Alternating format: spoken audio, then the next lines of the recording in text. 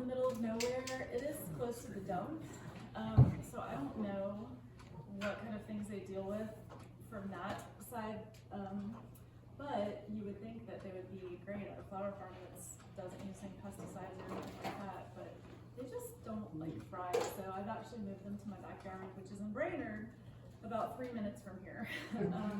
You guys know the Walgreens on Germantown and Brainerd Road. So the road behind it is Cherryton. You go up the hill. I'm on the left in one of like the old craftsman house. So I have a friend who lives near there. If you drive up there and see beehives, it's probably my house because I have about 15 beehives at my house. The thing about my bees in Brainerd is they do really, really well. All of my bees are feral bees, so I don't buy them. I just collect swarms or I'll split colonies that I already have. So I don't really have to pay for bees necessarily.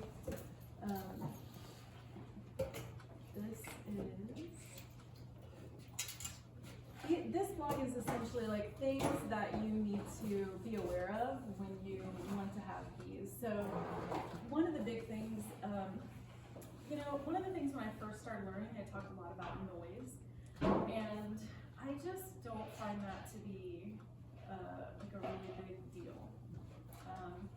Bees are, urban beekeeping is different, but I find that my urban bees are healthier and happier than the bees that I have that are in the middle of nowhere. I don't know why. I think the difference is probably just year-round forage.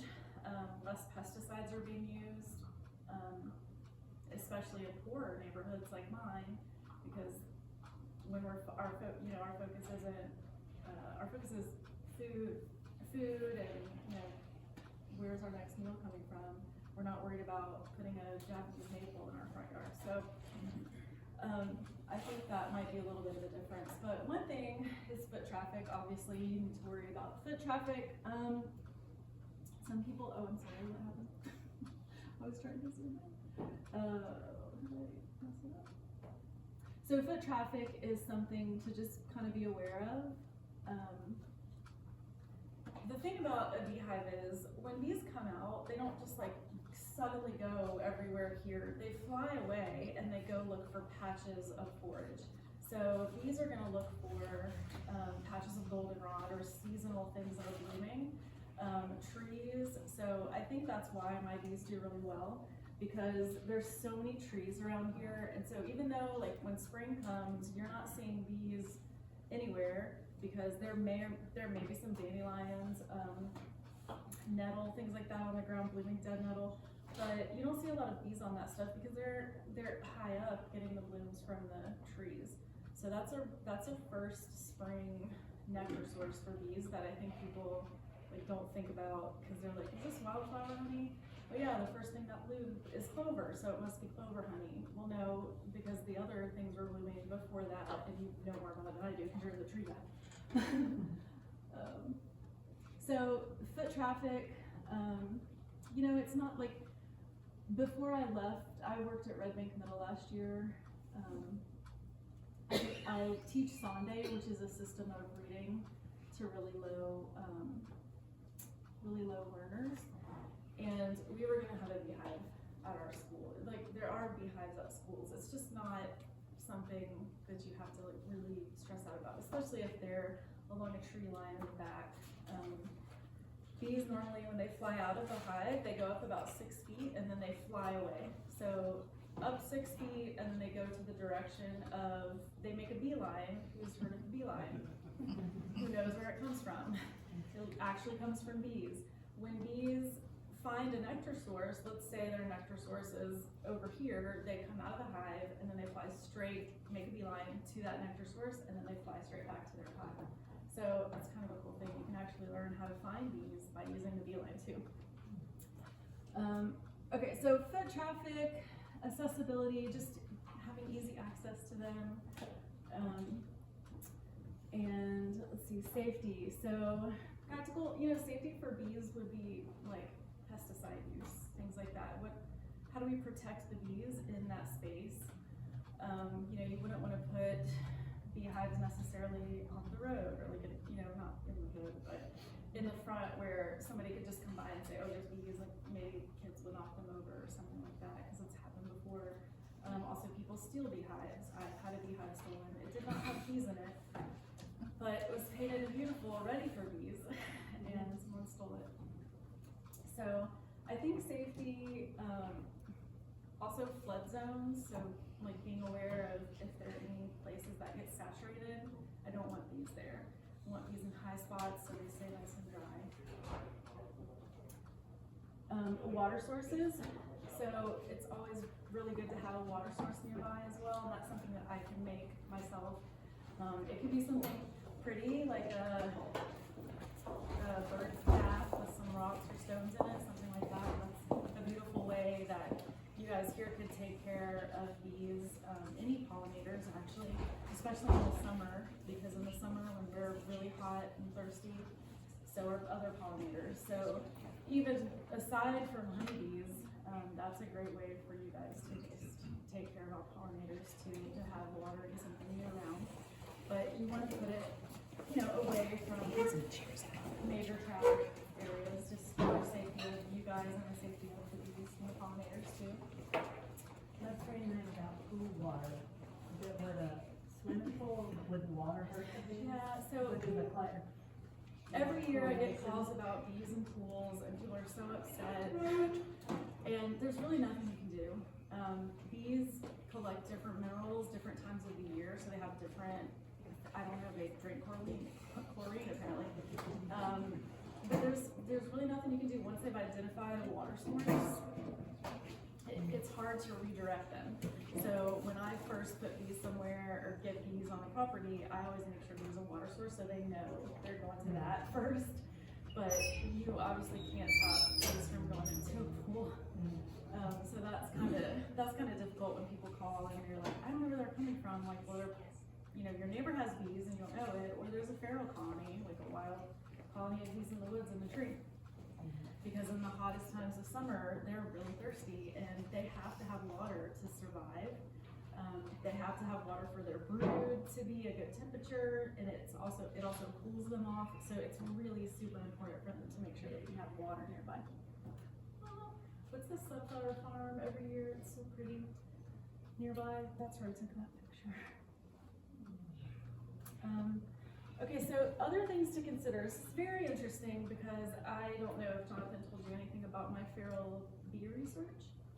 Okay, so because of the feral colonies that I meet every year, when people call me and say, I have bees, do you get bees out of my house or whatever? I started realizing that there were a lot of feral bee colonies around, and I was asking myself, where the heck do these bees come from? For example, the AMC, I don't know the direction, the AMC over here, Yeah. right over it. Okay, so 2 years ago, on the eclipse day, so the day of the eclipse, I got 12 swarm calls, 12. That's crazy, first of all. I don't know what that's about, but I got 12. And I got a swarm call at the AMC theater. So going up into the door, the rails, it was right underneath the Inside Out poster, and I was like, holy cow, where do these bees come from? Because if you're in the AMC parking lot, it looks pretty industrial. It's just some buildings and some concrete. That same day, I got a call from Tuftco. Do you guys know where that's at? No. Also very industrial, like concrete area. It's just this big plant. And a giant swarm of bees. I'm like, where the heck are these bees from? So that kind of started my thought of, where are feral bee colonies in our area? Because they do exist. Because if you guys had a bee colony in the corner here, where do those bees come from? They came not too far from a beehive, right? So either someone has the bees and someone is a beekeeper and a swarm got away from them, or it's a feral colony that swarmed.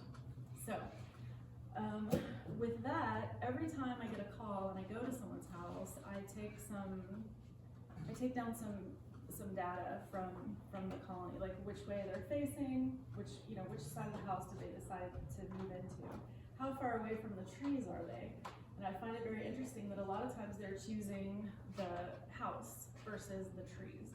On average, it's about 50 feet-ish, maybe less, from trees. But they decide to live in the house.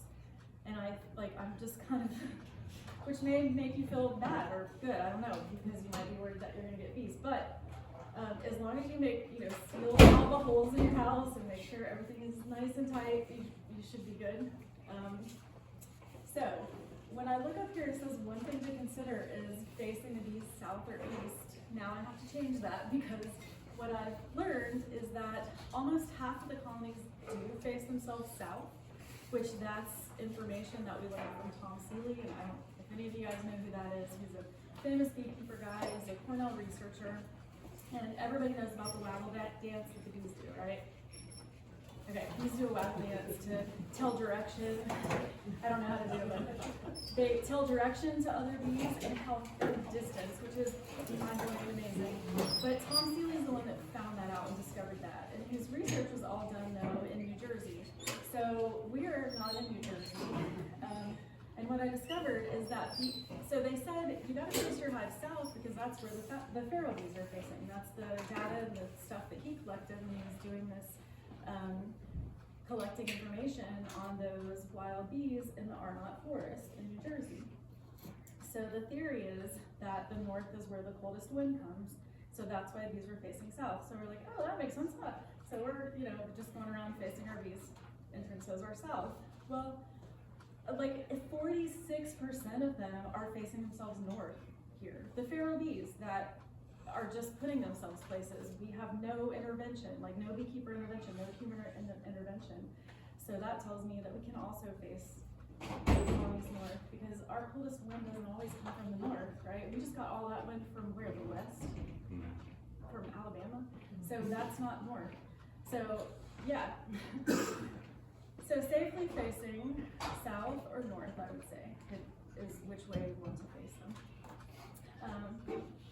Do you have a place? Okay, yeah, out of direct wind. So it's really important that you keep them out of direct wind. That it's really, really hard for bees to fly when it's really windy. That's actually something that more people should probably consider when they have bees, and I'm not sure that they do. But it's extremely difficult for bees to fly when it's super windy. So it's important to have. That's why a lot of people put their bees at a tree line, just to block that wind. So that's important, not to keep them like out in the middle of the field. Protecting hives from predators and skunks and bears. Skunks actually eat honeybees, you know that? That's wild. Bears, I don't think we have any brainerd bears, but we might. Is the location safe from pesticide spraying? Obviously that's really important, and I'm sure you guys are mindful of that. You have garden and you're probably naturalists. And then when bees come out of their hive, they can fly up to 5 miles to find forage. It's not the healthiest thing for them to do. I mean, that's really cool to know, but your bees are worn out at the end of the day if they're having to fly 5 miles to find resources. What I found, just living over there 3 minutes down the road, is that bees are thriving. They're constantly bringing in pollen. Like, even last week before the crazy weather, they're bringing in pollen. I'm like, what is blooming? I've tried to find, I've driven around obsessively trying to find what the heck is blooming, but I can't find it. I don't know, but they find it. Okay, so bad weather, obviously, somebody shared this with me, and like the flooding issue is really important, so making sure that you have hives that are at least elevated enough that they won't be stuck in some water for their safety. That was really sad. She said this flood cycle, like it never happened there before, and then it did. So, yeah. She found 3 out of her 4 beehives. That was really sad. So, what else? What other questions do you guys have? I know there's a lot about like how bees work and the queen bee and the drone and the worker bees and all of that. But that seems like an introduction class. So I just want to know like what questions you guys have, and then I can just answer that. Anybody have any questions? Well, you said you have like 10 at your house. Is do they have to have a certain minimum separation from each other? So they don't have any conflicts, or do they Right. generally get along or not? That's a good question. So the biggest issue with setting hives super close together would be, one is drift. So let's say that we have this table as our hive stand, and there might be 3 beehives here. If we have beehives that are all white and they all look the same, then this can drift into other colonies. They don't do it if you have a strong colony, because if you have a strong colony, they're gonna smell the different pheromone on that bee and not let them in. But they can still drift into other colonies, and what that could do is bring some sort of disease or pathogens. So it's really important actually to paint your hives different colors and even put design on them because of that, because bees can like register that as my hive. And how far apart physically is? I would probably put 3 on this, so I don't Okay, have so they like can be a. pretty close. Yeah, they can. I As mean, I long as would they put can them on the identify. edge. Yeah, I would put, and I use 8 frame, so there's different size hive bodies. One is a 10 frame, and that's the biggest one, it's the widest one. It's what commercial beekeepers use, it's like the old school mindset. I don't think bees like big spaces like that, and I think my bees thrive actually because I have 5 and 8 frame hives.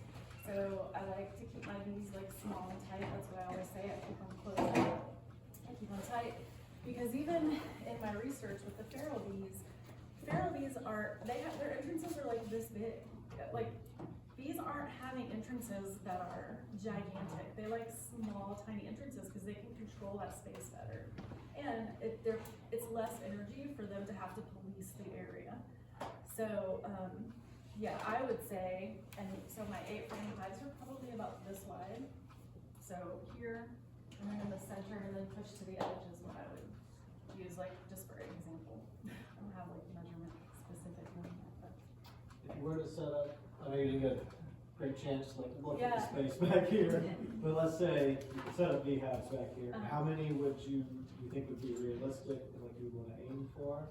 Yeah, I mean, I would say, it's up to you guys. I mean, you guys are so close that it wouldn't be painful, you know? But it still sometimes gets, when you're busy and like what happens is I have, when spring comes, like the end of March, I get swarm calls. Last year I stopped counting at 40 swarm calls. So that's 40 swarms of bees, and I have to get them. If I don't get them, I have a group that I just share, like, hey, does anybody want to get this swarm? So that happens March, April, May, and then what happens is people don't collect all of the swarms, so those bees move into people's houses. So that's when I start getting removal calls, right? And so it gets busier and busier, and then in the summer, I always say in the summer, I'm a bad beekeeper. I hate hot. I hate it. I'm like, good luck to you, love you, maybe I'll give you some sugar syrup if I feel like I can do it, but it's hard. So I would say, to answer your question, probably between 6 to 10, and it might sound like you're like, oh my god, 10 beehives. It's not unrealistic or crazy. I wouldn't say that if I didn't think it was comfortable for you guys. I wouldn't want you to be in a like weird feeling situation, especially because I can see how far back that space is. Totally not even an issue for how far back that is. And you can have them, you know, and just row, like a row all the way. You can have hive stands. If anybody wanted to donate to make any hive stands, we can have 2 hives on 1 hive stand, so you can kind of place them.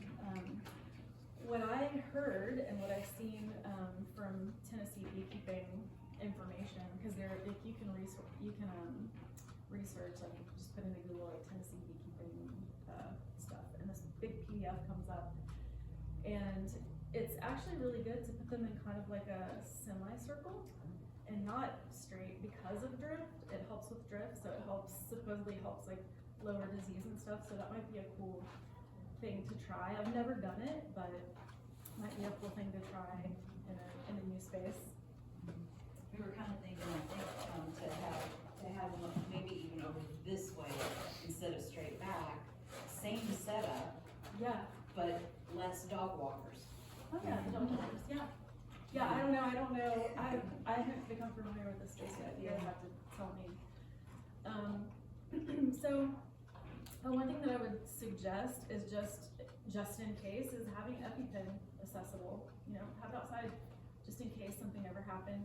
You know, people that have, like, issues with bees normally have their own EpiPen, so they pretty much already know, but just in case somebody hasn't been stung, or they think that they were stung by a honeybee, but it was really a yellow jacket, like, people don't know. I get calls all the time throughout the year where people are like some people argue with me that a hornet's nest is a honeybee colony. I'm like, it's not. I blocked 2 people last year, so I'm not even doing this. Couldn't believe I had to block people. Oh my god. Anyway, I try to be nice. Not everybody knows, you know, I probably didn't know until I became a beekeeper, so I gotta keep that in mind, but. You'll find out the difference if hornet stings you. Yeah. Well, I've never been stung by a wasp until last year. Oh, wow. Never ever, and I got stung like 5 times, of course, in my leg, because I went to sit on my front porch swing, and they were underneath the swing. And I was like, whoa, what was that? I was like, that was not a bee sting. It was like so fast, and that's not how all bees go. Usually they're around, and they let you know, but they were like so sneaky. I put on my bee suit, and I'm sorry that I killed them. I mean, they're What's the almost- average number of bees in one hive? It depends on the time of year, but it can be anywhere between 10,000 to 40,000. Which seems so crazy, but when you're there with the bees pulling the frames out, it's not, you're just like, oh, this is so cool, you know, you're like so quiet, and it's just How a often do really you cool have to experience. pull it? It really depends on the colony for me at this point in my beekeeping journey. I can kind of tell just by the entrance and the sound of the bees, the smell of the hive, what's going on in there. So I would say at least once a month, just to check on them. Make sure they have, you know, they have stores, pollen stores and all of that.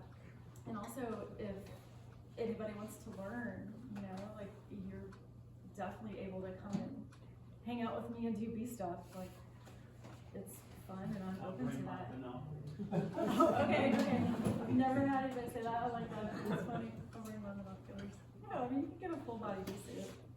How much honey do you usually get out of one hive? That's a good question. Not a lot of honey. I never really measured that, and I'm not like, I gotta get all my honey this year. I'm not that kind of person. I'm just like, hot, have fun with that honey. I'm not, I don't care.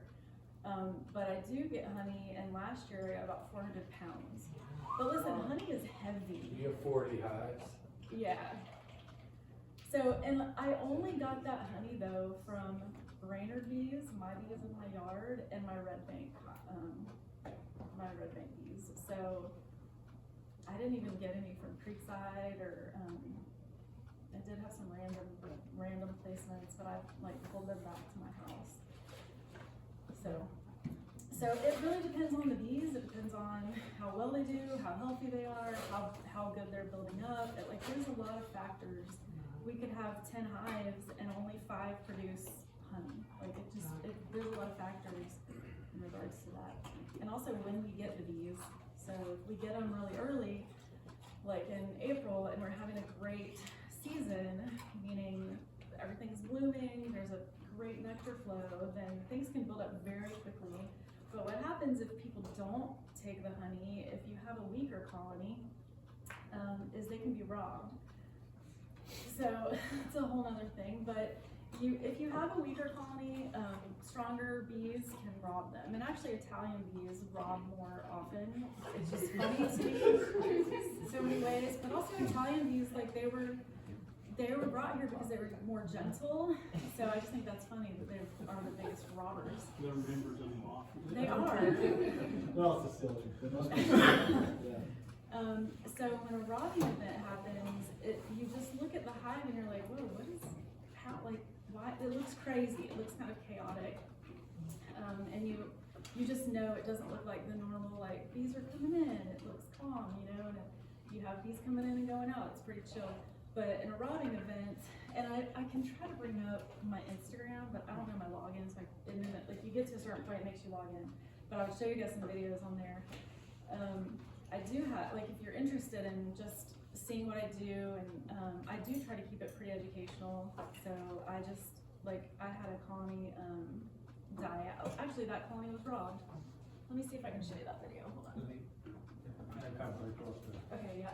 You do a different balance. Okay.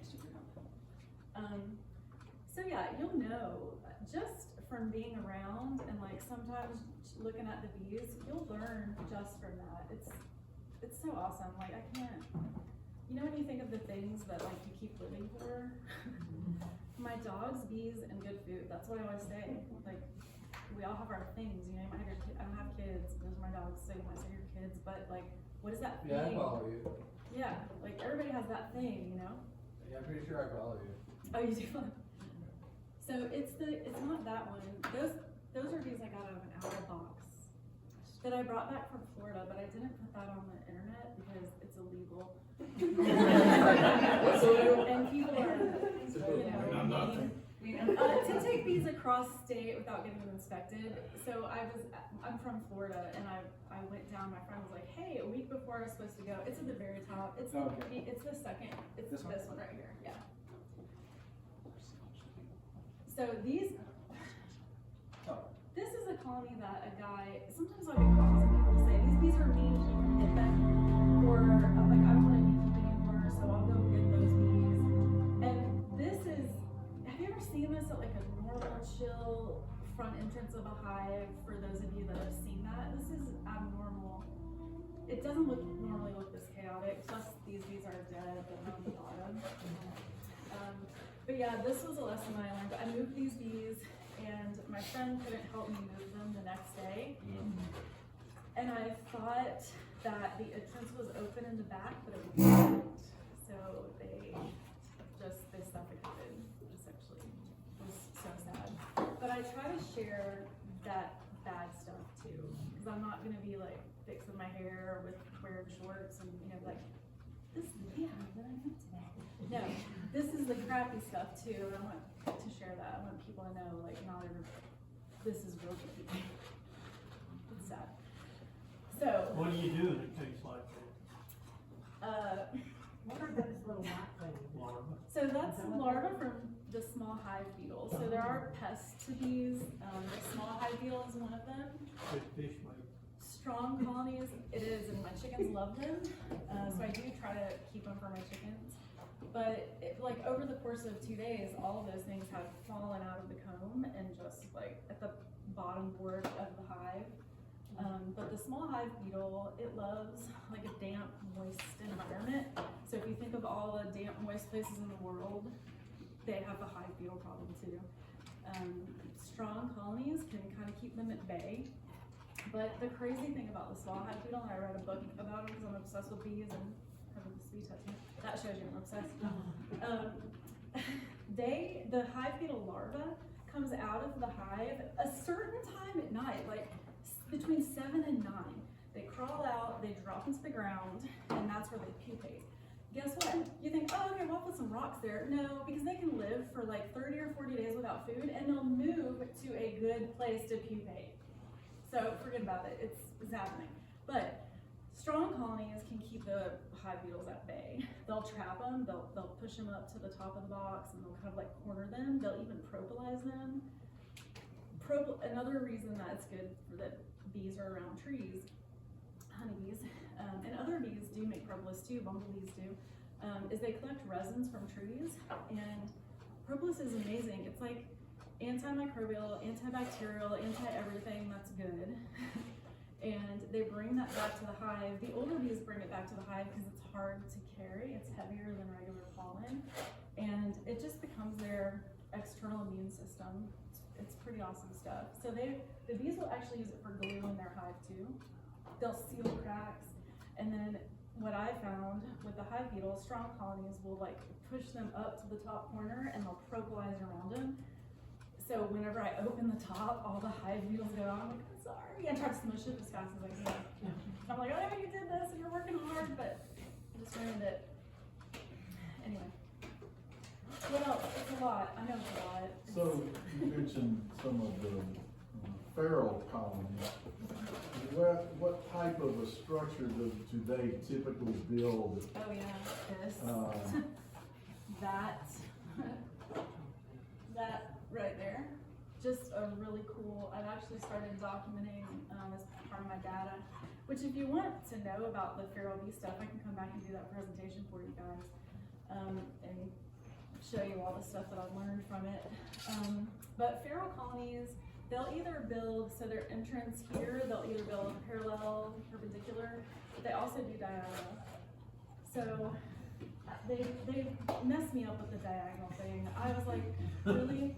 I thought it was just gonna be perpendicular or parallel, because you would think that when bees go into the hive, that they feel like safer and more protected if the comb was like parallel to their entrance, right? You like, they go in and then it's like a little, oh, something might stop and say, oh, I can't get in, so I'm gonna leave, right? Or whatever.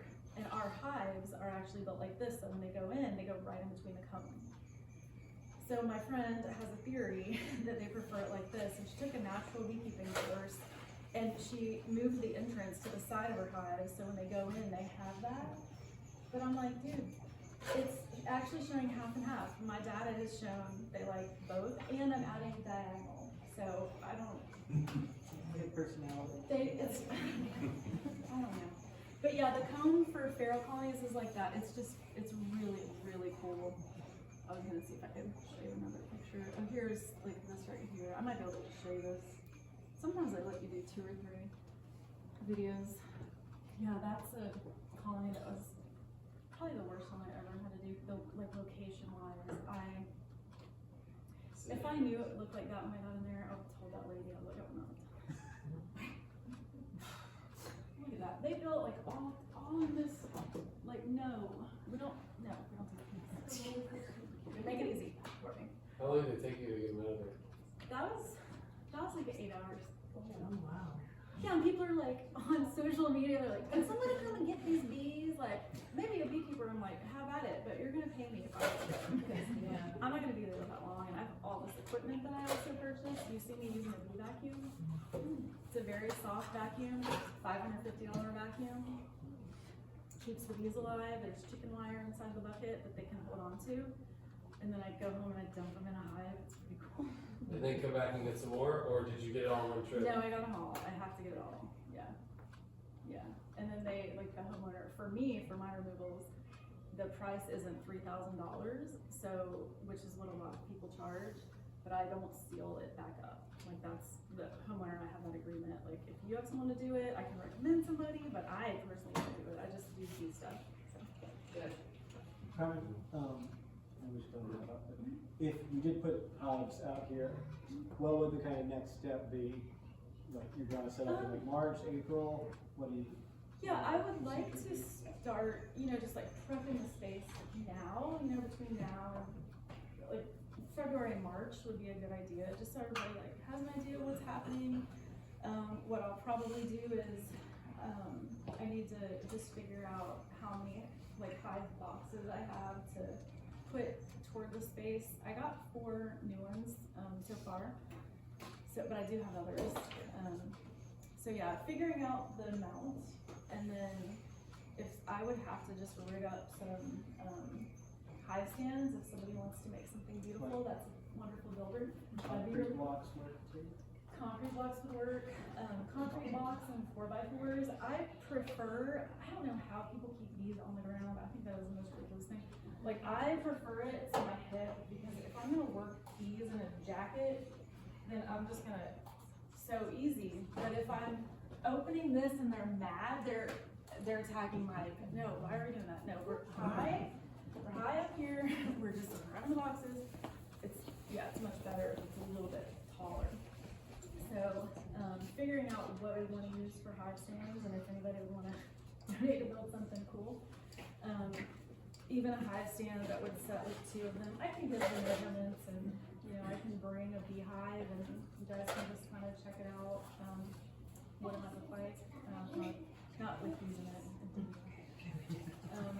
When you clean out the hive like that right there, how do you know when you have all the bees? When all of these are gone. Huh?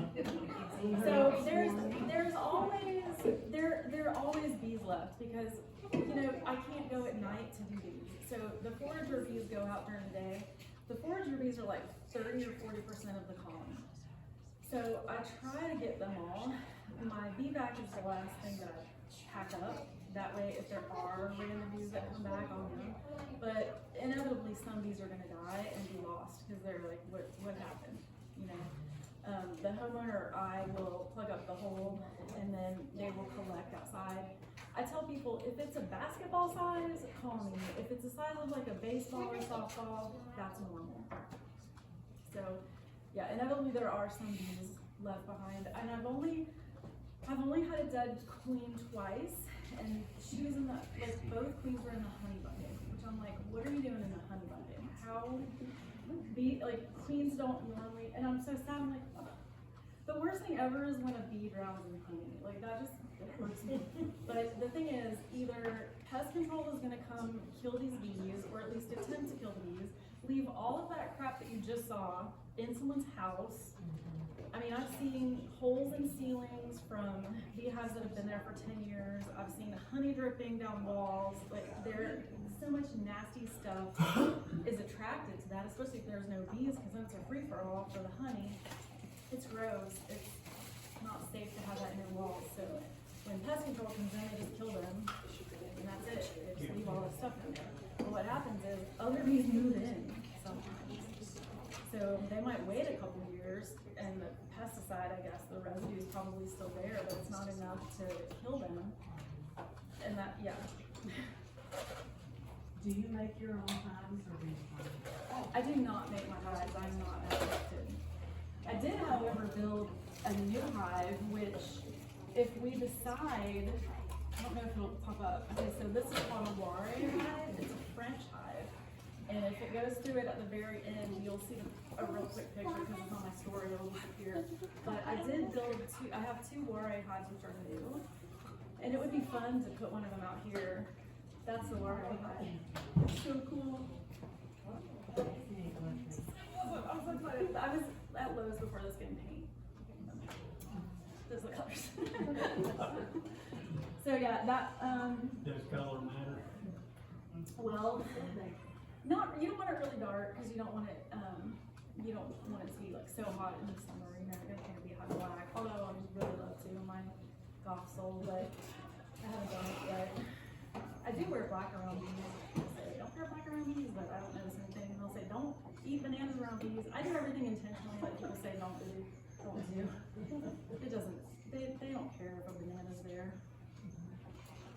What do they care about the most? I would say the thing that they would get the most defensive about would be like if you slam their lid down, or if you drop a frame.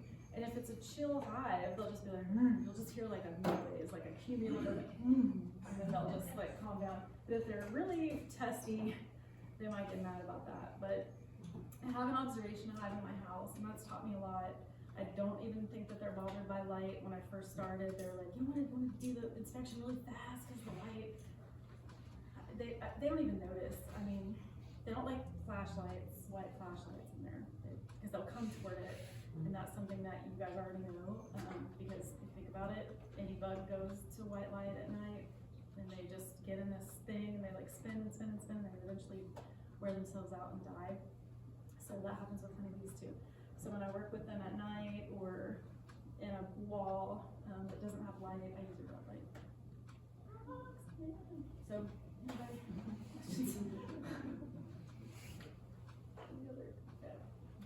Well, I know we'll be in touch, but thanks so much, Carmen. Yeah. This is really Yeah.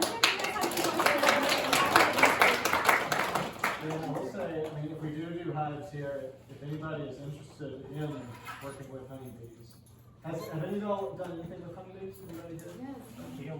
Thanks for having me. You got stung?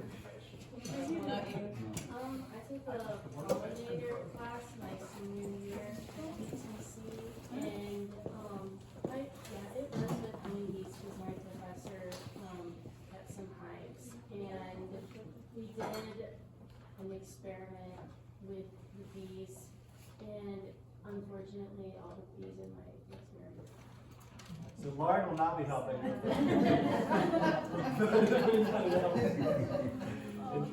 kind of experiment was that? It was, a learning experiment. Like, with the certain, I can't remember exactly, but we had different, like, big flowers set up, and we were just seeing, like, which ones did they prefer the best. Yeah. But she said that, like, it wasn't my fault. She said that her bees were weak, basically. They were weak, yeah. That's why I get swarms, because they're stronger. Buying bees, like, it's like 50-50. Plus, bees that are swarms have already